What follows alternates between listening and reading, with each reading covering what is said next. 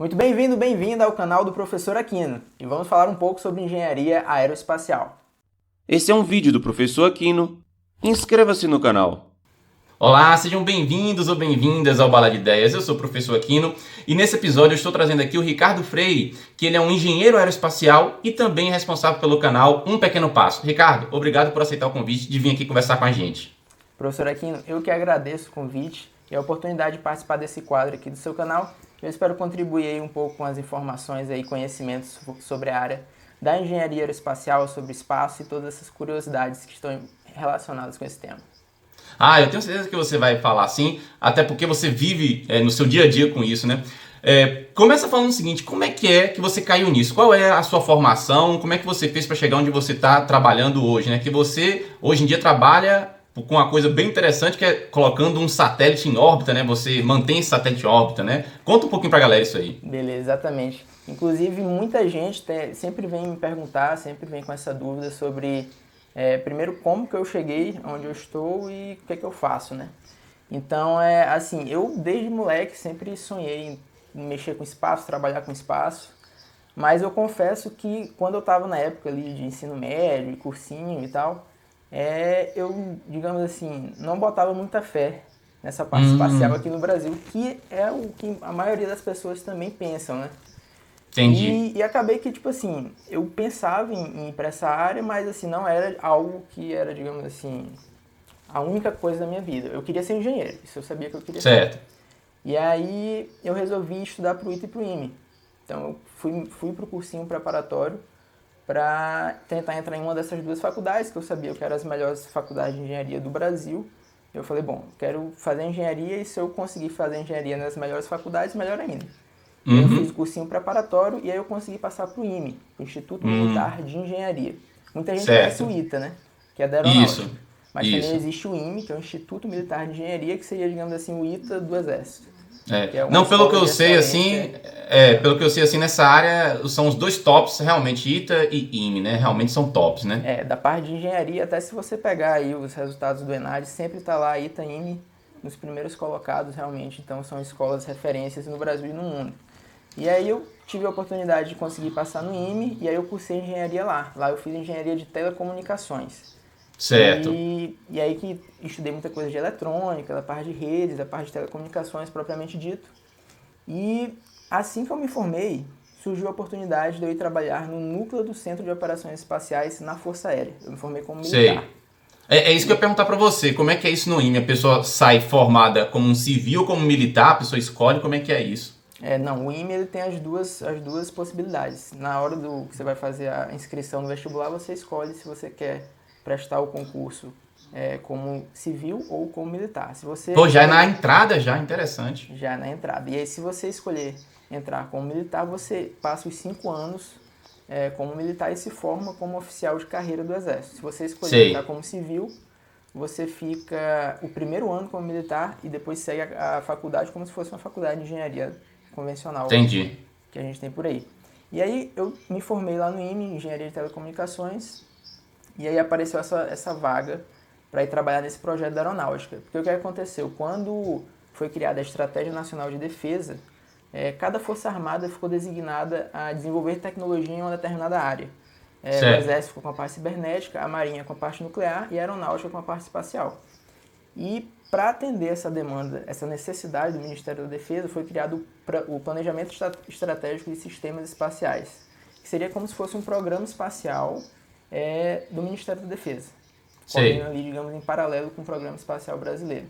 Exatamente para atender essas demandas a mais curto prazo, que tanto o Exército quanto a Marinha quanto a Aeronáutica tem da parte espacial, dos produtos, dos serviços dos sistemas espaciais, seja a parte de comunicação, de imagem, de navegação, enfim, todos os serviços espaciais.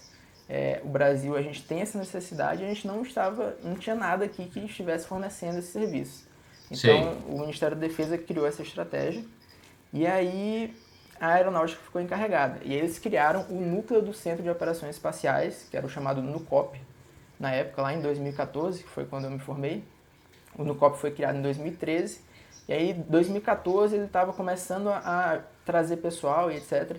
E a ideia é que ele fosse é um centro de operação conjunta das 3 forças. Então, Exército, Marinha e Aeronáutica trabalhando em conjunto. E para isso ele precisava de muitos engenheiros. E aí ele foi pegando engenheiros das 2 forças, não só da Aeronáutica, né? E daí a necessidade de pegar engenheiros do IME, que no caso é a escola que forma engenheiros dentro do Exército. E aí apareceu uma vaga para ir para o NUCOP para um engenheiro de telecomunicações. E aí eu consegui ir para lá. Então Legal. eu me formei em 2014 e logo em 2015 eu já comecei a trabalhar nessa parte de espaço. Só que como o núcleo ainda estava sendo criado, né, ele estava ali na fase de implementação, e assim, uma área que as Forças Armadas ainda não tinham conhecimento, né? E a gente ainda está ganhando, na verdade. Então, a gente estava aprendendo muita coisa. Então, não tinha nada muito definido. Então, eu fui aprendendo ali, fui estudando, fui fazendo certificação em alguns softwares. E aí foi bom que eu tive a oportunidade de fazer vários cursos. Então, eu fiz curso de sistemas espaciais no ITA, fiz curso de sistemas espaciais no INPE, que é o Instituto Nacional de Pesquisas Espaciais. E era exatamente a época que o SGDC, que é o Satélite Geoestacionário de Defesa e Comunicações Estratégicas, estava na fase final de construção. E construção aqui no Brasil? É o quê? Construção desse satélite aqui no Brasil, fora, como é que é? Não, então, o SGDC foi feito um processo de licitação e foi feita a solicitação, digamos assim, foi lançado no mercado os requisitos que a gente queria para um satélite de comunicações. E aí a empresa que ganhou foi a Thales Alenia Space, que é uma empresa francesa, ganhou essa licitação para desenvolver o satélite. Então o satélite foi todo construído na França, nos laboratórios lá da Thales Alenia Space. E aí já estava sendo construído, e o NUCOP, na época, o primeiro satélite que ele iria operar seria o SGDC. Então a gente já vinha com essa ideia de que a gente já teria esse satélite em órbita e a gente iria operar ele de forma integral. Porque existe a possibilidade de você operar, digamos assim, só uma parte do satélite, etc. E Entendi. no caso do SGDC não, o satélite de fato seria nosso. Ele seria colocado em órbita e a gente iria operar ele completamente. Pois é, aí a minha pergunta segunda é, ele colocado em órbita onde? A França colocou em órbita, o Brasil colocou em órbita, Estados Unidos, China, onde que ele foi colocado em órbita? Qual foi o responsável por colocar em órbita? Então, junto com o contrato da construção do satélite, como a gente também não tem esse know-how, não tinha, né? E a gente não tem muito ainda, a gente está ganhando esse know-how de lançamentos, etc., dessa fase inicial para colocar o satélite na posição dele, a gente contratou também colocou lá no contrato que a empresa que ganhasse a licitação da construção do satélite também ficasse responsável pelo lançamento e colocar o satélite na posição para a gente operar. Então, assim, a gente fez, é como se a gente tivesse comprado, digamos, um carro numa concessionária, só que foi um satélite. Entendi. Eu quero ele funcionando e no espaço. Aí eu depois ganho o controle de toda a operação dele. Exatamente. Quando ele estiver lá bonitinho, tudo funcionando, aí passa para cá e a gente continua a utilizá-lo. E aí foi exatamente assim que aconteceu. Aí no caso a Thales Alenia Space contratou o lançamento da Ariane Space, que também é uma empresa lá da França, né? Então já tem tudo ali meio que arranjado. E aí a Ariane Space fez o lançamento do satélite a bordo do foguete Ariane 5, em 17 de maio de 2017, se não me falha a memória, e foi a data do lançamento do SGDC. E aí ele foi lançado, foi colocado na posição orbital, que a gente também fez a solicitação dentro dos órgãos internacionais, que existe também toda uma regulamentação para a operação de satélites, etc. Então a gente solicitou um localzinho lá no espaço para a gente poder utilizar, principalmente por questões de interferência. Você não pode simplesmente jogar um satélite lá e começar a usar ele. Sim, imagino.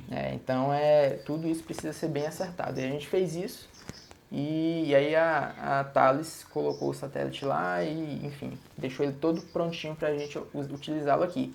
E aí, antes desse lançamento, eu, estando lá no COP na época, fiz todo esse treinamento para a parte de operação e etc. E aí lá eu tive a oportunidade de escolher, digamos assim, dentro da parte espacial, qual área que eu iria, digamos assim, me aprofundar.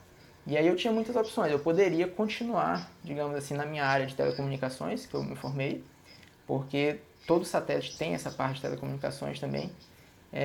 Só que eu, como já gostava dessa parte espacial e tal, eu acabei migrando, digamos assim, ainda lá no trabalho, para essa parte de órbitas, dinâmica orbital e dinâmica de voo de satélites, etc. Eu acabei indo para essa área, e aí quando surgiu a oportunidade de escolher em qual área do satélite eu iria operar, eu escolhi ficar na parte de análise orbital e de engenheiro aeroespacial na parte de dinâmica orbital. Só que eu ainda não tinha formação de engenheiro aeroespacial, né? E aí eu comecei a trabalhar, digamos assim, sem a formação, só com os cursos que a Thales deu pra gente. E aí quando o satélite foi lançado, eu fiquei um mês como engenheiro de dinâmica orbital do satélite, e aí apareceu a oportunidade de eu fazer o meu mestrado em engenharia aeroespacial na Itália, na Universidade Sapienza, lá em Roma. E eu consegui fazer o mestrado em apenas um ano. Eles têm essa modalidade lá. Caramba! Isso é interessante, porque lá na Europa o pessoal faz a graduação de engenharia em 3 anos e o mestrado em 2. Só que como aqui no Brasil a gente geralmente faz 5 anos de engenharia, que foi o meu caso, eles conseguiram aproveitar a carga horária que eu fiz a mais, entre aspas, de 2 anos, como se fosse o meu primeiro ano de mestrado lá. E a única exigência deles era que eu desse conta de tocar um mestrado de aeroespacial a partir do segundo ano. Entendi. Então, eles não iriam dar nenhuma, digamos assim, nenhuma disciplina básica de astrodinâmica, nem nada. Então, eu já caí lá no segundo ano e, graças a Deus, consegui Legal. tocar o curso. Aí eu consegui me formar fazer o mestrado em engenharia aeroespacial em um ano. Aí eu terminei o mestrado lá em 2018 e aí voltei aqui para o Brasil e voltei o NUCOP virou COP, né, que antes ele era um núcleo. Na época da implementação ele virou o COP, que é o Centro de Operações Espaciais. E aí eu voltei para o COP, para a mesma função que eu tinha deixado de engenheiro da parte de análise orbital. E lá eu continuo nessa parte da operação do satélite, onde a gente faz o cálculo das manobras para manter o satélite na posição orbital dele. A gente faz análise do clima espacial, ou seja, como é que está o comportamento do Sol, as explosões solares, o vento solar e como isso pode afetar o satélite, também é uma responsabilidade nossa. E a gente também faz cálculos para evasão, em caso de risco de colisão, ou seja, a gente recebe um alerta de que alguma coisa pode se colidir com o nosso satélite, aí a gente faz uma manobra para desviar dele. E, entendi. Enfim, são 3 coisas bem críticas, assim, que se a gente errar, já era. Perdeu o satélite, né? E aí lá se vão bilhões de reais. Então, realmente é bem interessante, mas também é uma responsabilidade bem grande. Sim, eu entendi. Então, no caso aí, você trabalha lá na rota, né, que o seu satélite deve estar, porque pode, por exemplo, eventualmente algum pedaço de algum outro satélite, que também tem várias coisas que estão em órbita, né? Pode acontecer de ter uma colisão disso. Mas aí, por exemplo, vamos supor que alguma coisa deu defeito no satélite, né? Você fez a comparação aí do satélite com o carro, né? Eu comprei um carro, eventualmente, em algum momento, o carro dá defeito. A mesma coisa do satélite. Eu imagino que em algum momento o satélite dá um defeito. Como é que faz a manutenção? Tem alguma forma de ir lá e fazer a manutenção, ou perdeu para sempre? Como é que é isso? Então, isso é uma das coisas mais críticas da parte espacial e da operação de satélites. Porque não tem como ir lá arrumar. Caramba! Então, não tem. Então, por isso que o sistema precisa ser muito bom. Precisa ter o que a gente chama na engenharia de uma altíssima confiabilidade. Ou seja, eu crio um sistema, eu construo algo, né, no caso um satélite, e eu preciso que ele entregue o que ele foi proposto a fazer de forma confiável, ou seja, a maior parte do tempo. E no caso a confiabilidade dos satélites precisam ser ali acima de 99,9 alguma coisa por cento. Caramba! Porque realmente não tem como. Então, o satélite está lá em órbita, o que eu iria gastar para enviar alguma coisa lá, para fazer essa manutenção, seria melhor mandar uma coisa nova. Entendi. Então, é mais ou menos esse é o princípio, que você teria que pegar o seu, digamos assim, o seu mecânico de satélite, botar ele num foguete, fazer um lançamento, colocar ele na órbita, fazer uma aproximação com o seu satélite. Então, tudo isso ia demandar um custo altíssimo. Entendi. Então, a ideia dos sistemas espaciais, dos satélites, é realmente fazer algo que não seja necessário fazer manutenção. Mas aí, como que a gente faz isso, né? Primeiro, uma boa pergunta. A gente sempre tenta utilizar equipamentos de alta confiabilidade, de novo, ou seja, equipamentos que já foram utilizados várias vezes. É por isso que nas coisas espaciais, muitos equipamentos são até antigos, certo? Por quê? Apesar dele ser antigo, mas a gente sabe que ele funciona. Então, entendi. Então deixa lá, a gente não mexe. Por isso que a gente tem muitas vezes foguetes aí que estão há 10, 15 anos em operação, e às vezes não muda nada, entendeu? Então, entendi. Por quê? Porque aquele equipamento já mostrou que ele funciona. Então eu não vou mudar. Então, mas aí, ó, Aí, por exemplo, mas independente disso daí, vamos imaginar que você projetou, tem essa confiança toda e tudo, mas como qualquer equipamento tem uma expectativa de vida, né? Eu compro um carro, como voltando para a analogia do carro, o carro tem X anos de expectativa de vida, digamos assim. Imagino que é a mesma coisa no satélite.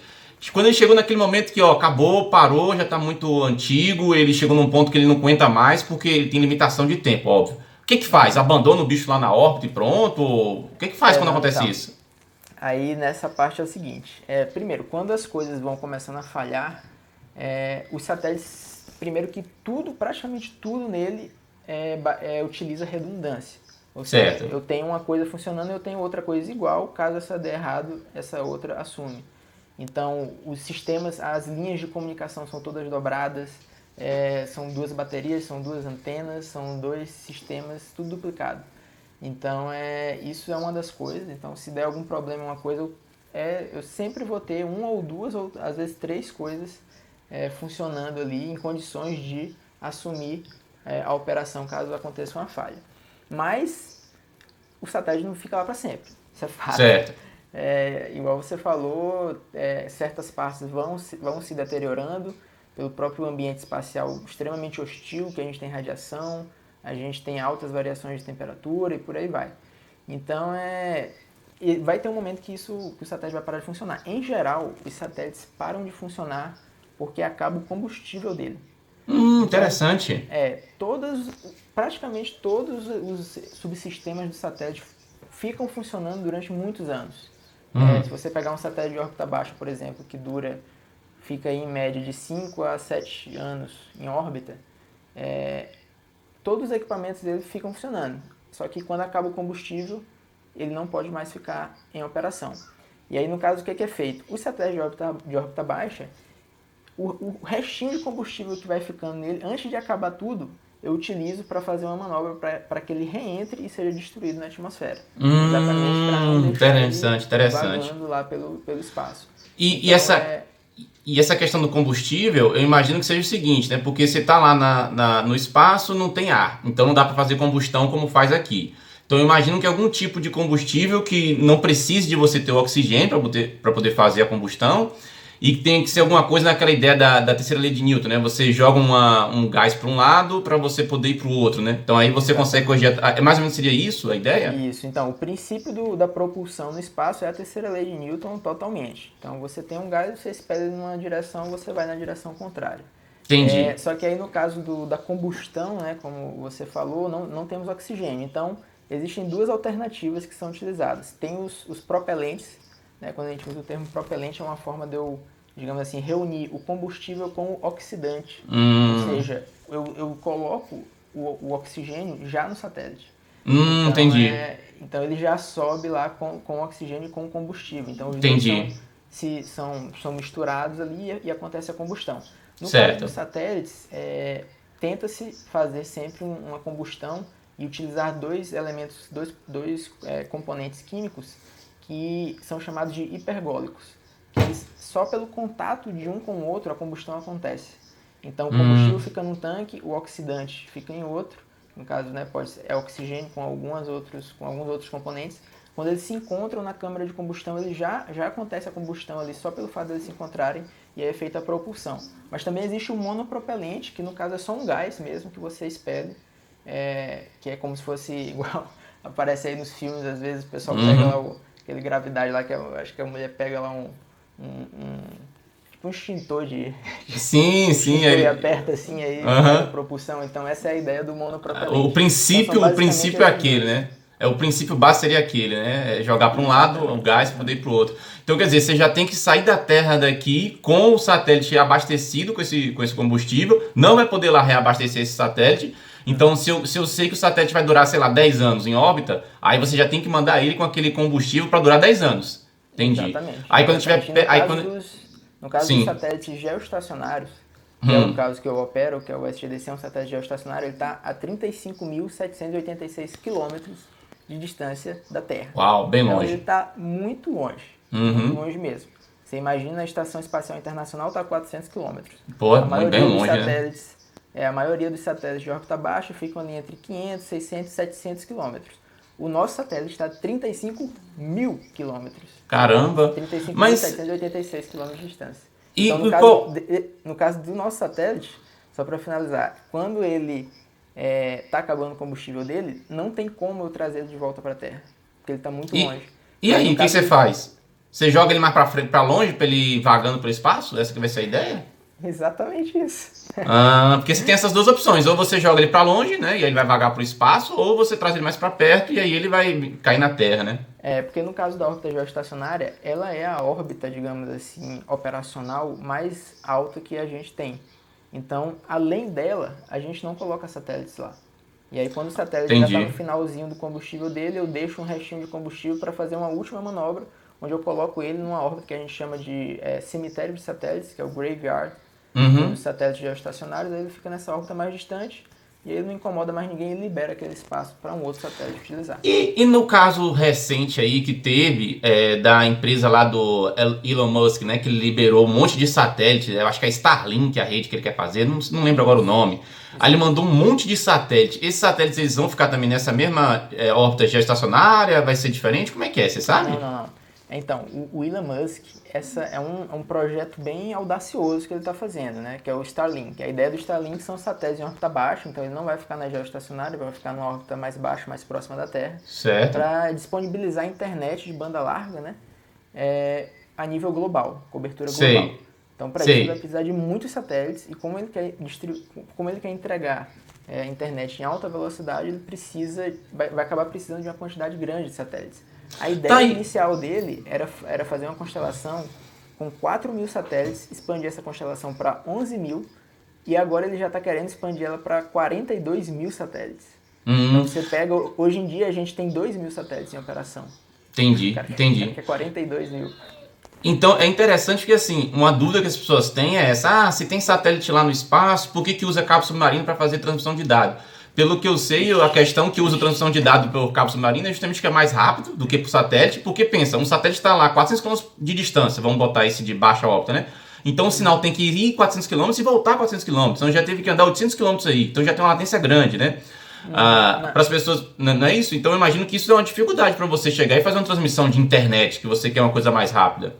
Não, então, é exatamente. Essa questão que aí a gente está entrando no caso da latência, né? Que seria o tempo que demora para enviar um sinal, sair, digamos assim, de um ponto, ir para o satélite, voltar para a Terra. Então, realmente, tem toda essa questão.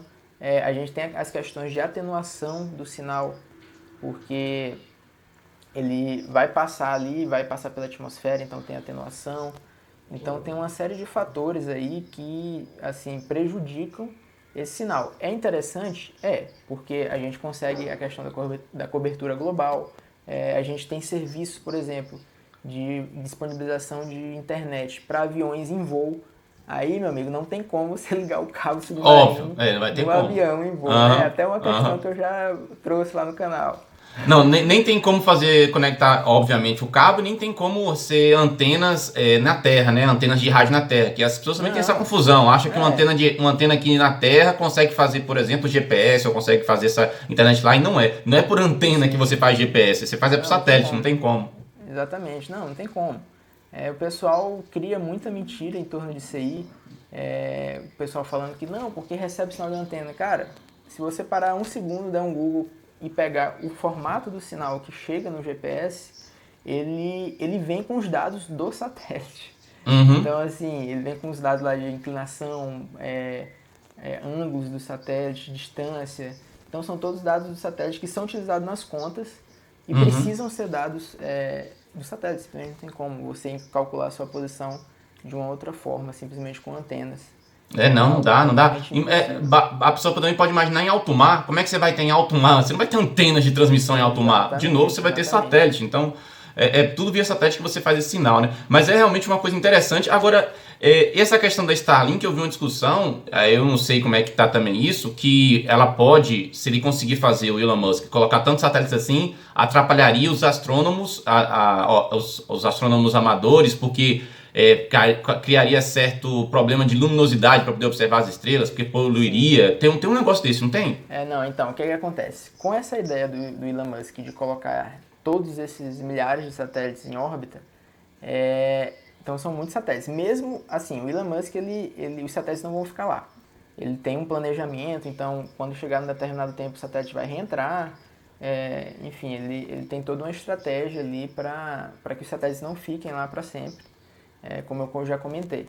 Mas essa questão dos astrônomos é sim um fator preocupante, não só amadores, mas também profissionais. Então já tem alguns observatórios que estão levantando essa questão, estão até mostrando lá imagens que você vê o que acontece. Quando você deixa uma exposição muito alta do seu telescópio numa determinada direção e passam os satélites, eles viram tipo um risco na imagem. Né? Certo. Então isso, o pessoal tá divulgando bastante. Aí se você der uma pesquisada, você vai ver uma imagem de estrelas ali do céu com vários riscos, que são exatamente os satélites passando ali no campo de visão do telescópio. Então é sim uma questão preocupante. O Elon Musk ele falou que eles estão trabalhando para que os satélites que vão ser lançados eles tenham um mínimo de brilho exatamente para evitar esse tipo de problema. Mas assim, realmente eu não sei como que isso vai se dar, digamos assim, como é que isso vai acontecer de fato, assim, se ele vai conseguir reduzir tanto esse brilho e tal, se isso realmente não vai afetar tanto os astrônomos. Então é um assunto que está, digamos assim, uma questão que está no ar. O pessoal tá incomodado e, enfim, vamos ver o que vai dar isso aí. Mas isso realmente é um ponto preocupante. Ah, beleza, entendi. Mas essa questão do brilho, eu imagino que seja assim, o Sol, né? O reflexo do Sol nos satélites, né? Porque você tem lá o painel solar dele e tem também a própria carenagem do satélite. Então é isso que está fazendo o brilho. Não é exatamente que o satélite tem uma luz ou coisa do tipo. É o brilho do Sol batendo no satélite e refletindo, seria isso? Exatamente. Então, isso é até uma questão que fiz um videozinho lá no canal, né? Batendo lá nos terraplanistas, né?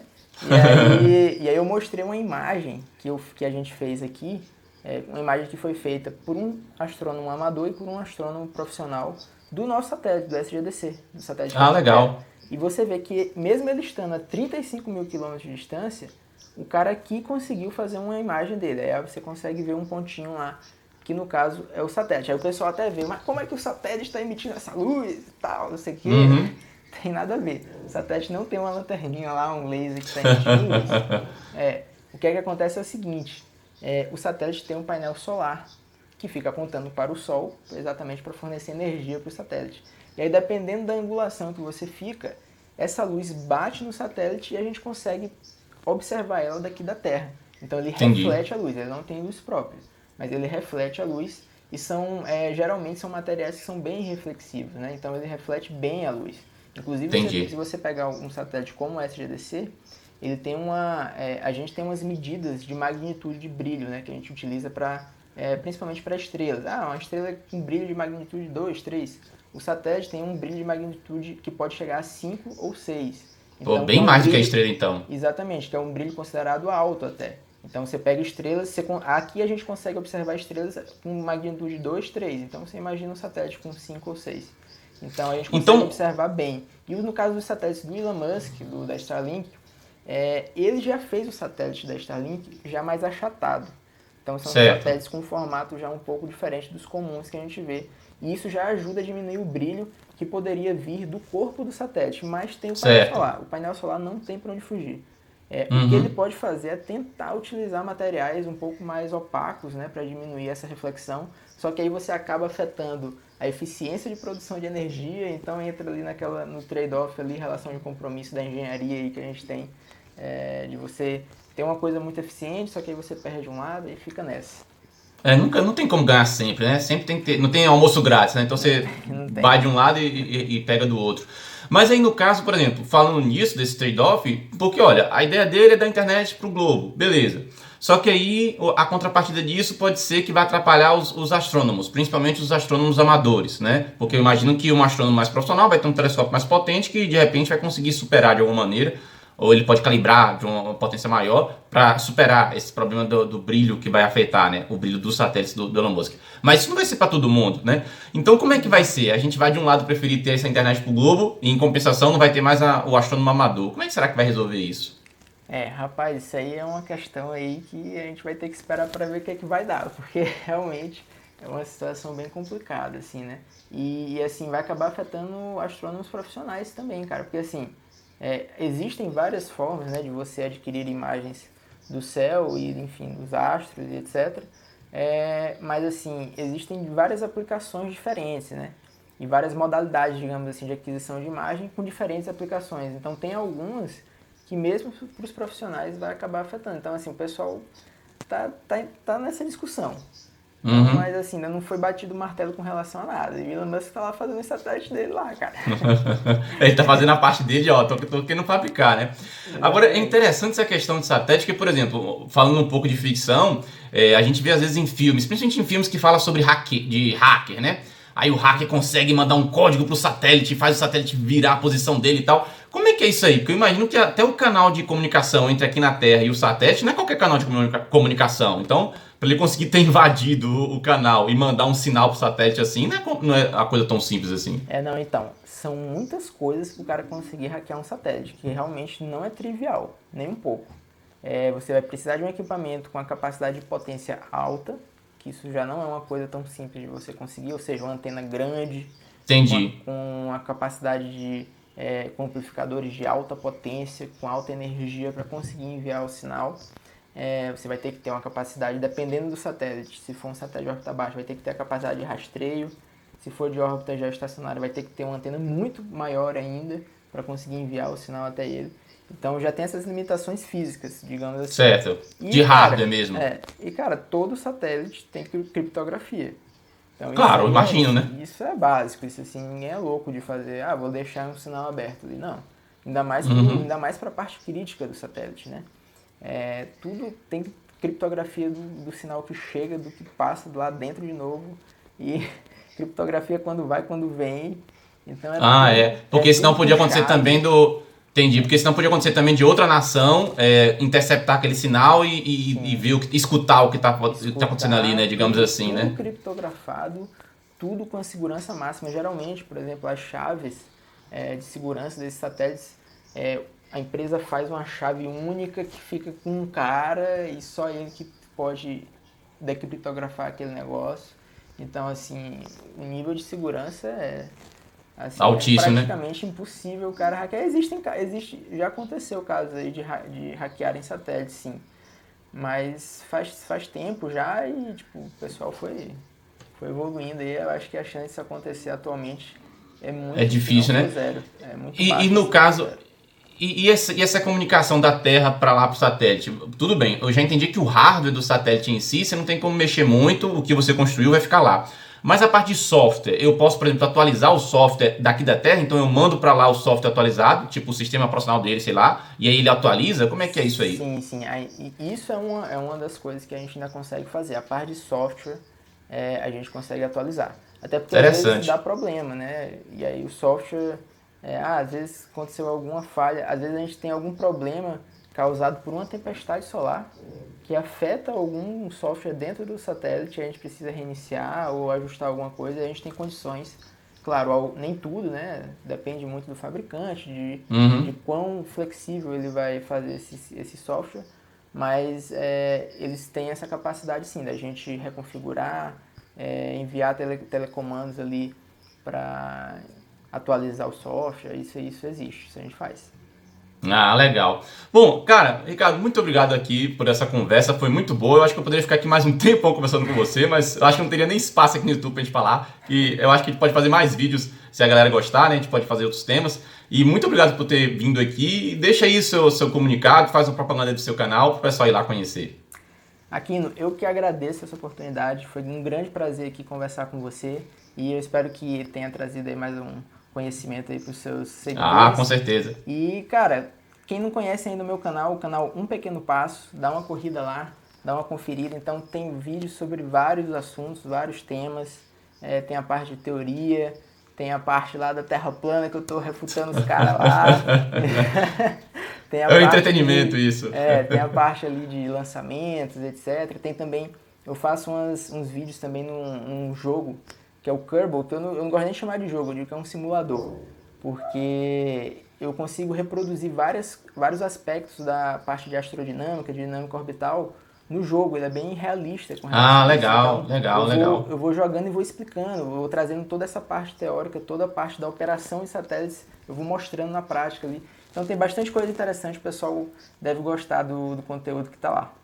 Ah, beleza. Então, gente, vão lá, visitem. Vou deixar aqui nos cartões aqui o canal dele. Vocês inscrevam-se lá. É bem interessante. É conteúdo de qualidade aqui no YouTube, né? Se você procurar, tem. Tem pessoas aqui como o Ricardo fazendo conteúdo de qualidade. Então, gente, vejo vocês nos próximos vídeos aqui do Bala de Ideias. Tchau.